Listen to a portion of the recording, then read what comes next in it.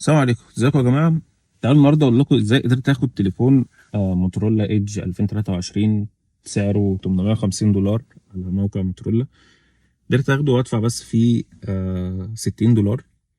بالاضافة ان قدرت اقلل الاشتراك الشهري بتاع خط التليفون، وقدرت ان انا ارفع الباقة من $50 من 50 جيجا ل 100 جيجا.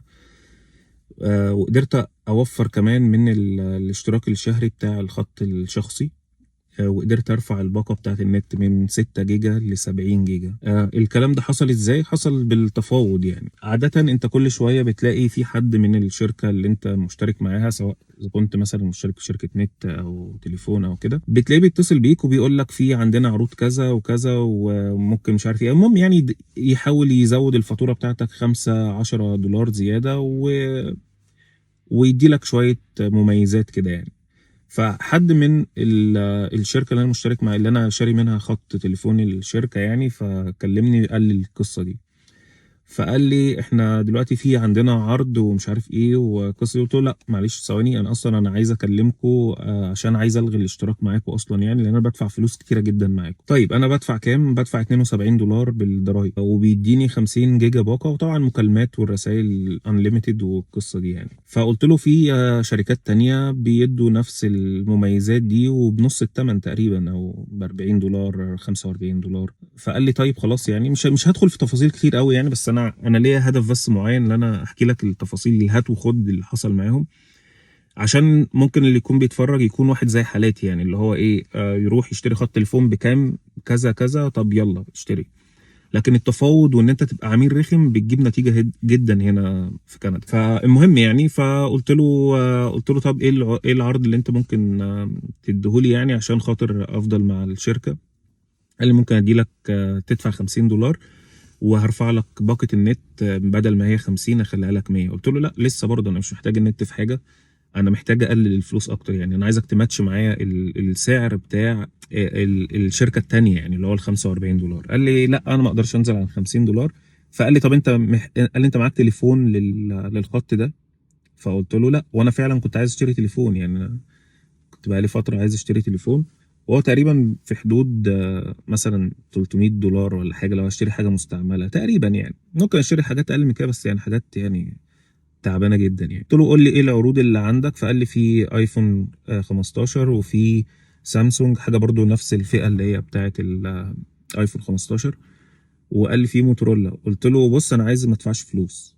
فقال لي طيب ماشي. فقال لي موتورولا هو اللي مش هتدفع فيه فلوس، هتاخد سنتين، وبعد السنتين التليفون هيفضل معاك مش هترجعه، لان التليفونات التانية بعد السنتين بترجعها. فقلت له خلاص ماشي تمام.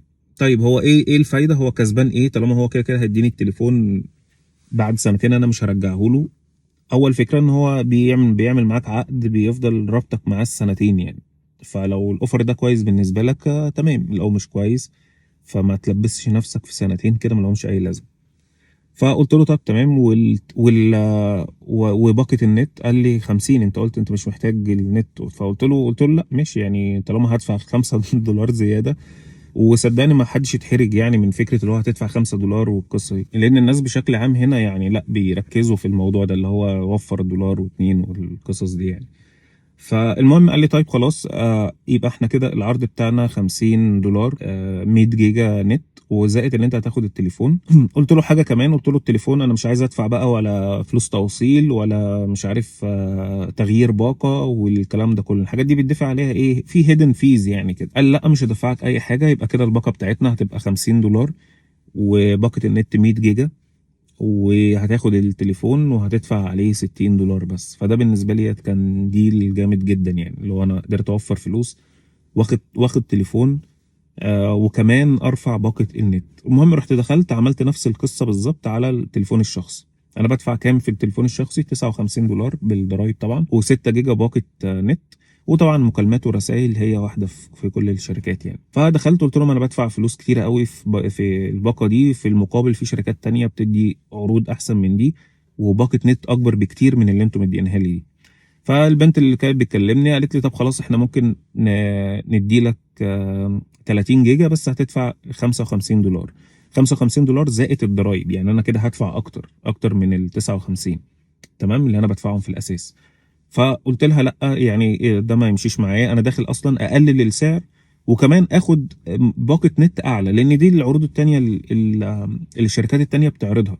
فلو انتوا مش هتقدروا تماتشوا الاوفر ده، فخلاص يعني انا هلغي الخط معاكم وهروح للشركة دي، اروح لاي شركة من الشركات التانية. بس فخلاصة الكلام برضو يعني، فقالت لي طيب خلاص يعني تمام، هنخليها لك $45 هيبقى زائد الضرايب يعني، وهنرفع لك باقة النت من 6 جيجا ل 70 جيجا.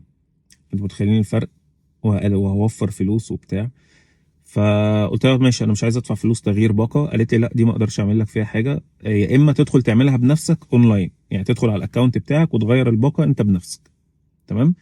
فرحت دخلت انا وعملتها وما دفعتش اي فلوس، وقللت الفلوس اللي عليا ورفعت باقه النت. طيب، خلاصة الكلام ده وخلاصة الفيديو ده في ايه؟ لما تيجي تشتري حاجة يعني ما تكبرش دماغك، لان انا كان ممكن اوفر فلوس كتيرة جدا وفي حاجات تانية اصلا، بس انا ما بقاش يعني ايه اللي هو مركز معاها قوي. بس انا عشان الفترة دي انا واخد اجازة من الوظيفة شوية، ففايق بقى اللي هو تعالوا بقى يا جماعه انتوا بتعملوا ايه، وروني بقى العروض دي، اعمل ايه، اروح فين، اجي منين، الكلام ده كله. فقاعد ايه فايق لهم بقى شويه يعني.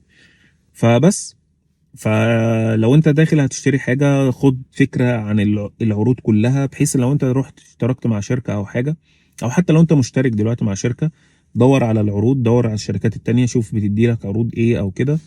ولو لقيت حاجه تانية احسن كلمهم، لو انت مش عايز تسيب الشركه مثلا عشان رقم التليفون او عشان خاطر النت او الكلام ده كله يعني، كلم الشركه التانيه اللي انت معاها، وقول لهم والله في عرض كذا كذا كذا من الناحيه دي من الشركه التانيه، فلو هتماتشوا السعر انا تمام، لو مش هتماتشوا السعر فانا همشي. اوعى تتكسف، اوعى تتحرج، اوعى مثلا تفكر اللي هو لا ده انا كده شكلي وحش او الكلام ده. والله العظيم بص يا جماعه، انا بكتشف حاجات هنا، الناس فعلا يعني، لا الناس بتركز في الدولار، الاجانب بشكل عام يعني. يعني احنا العرب عاده اللي هو لا احنا عادي، ما اعرفش، جايز عشان احنا مثلا ايه بيبقى عندنا تأثير اللي هو الدولار ده كأنه جنيه مثلا، او مش عارف، ما اعرفش ليه. بس احنا بنتساهل يعني في الحاجات دي، اللي هو الدولار والاتنين والتلاتة والكلام ده. ما اعرفش، او جايز انا بس، جايز الله اعلم، جايز اكون انا بس انا في الحتة دي. بس لا يعني لما اتعلمت ان انا ادعبس بقى كده في الحاجات واشوف واحاول اوفر، بدأت اوفر فلوس كتيرة جدا يعني. بس فده كان فيديو النهارده، اتمنى لو في اي حاجه مفيده اشوفكم الفيديو اللي جاي. سلام عليكم. الدنيا هنا من يومين تلج نازل قد كده، 22 سم تلج. اول عاصفه ثلجيه في الشتاء دي المره دي.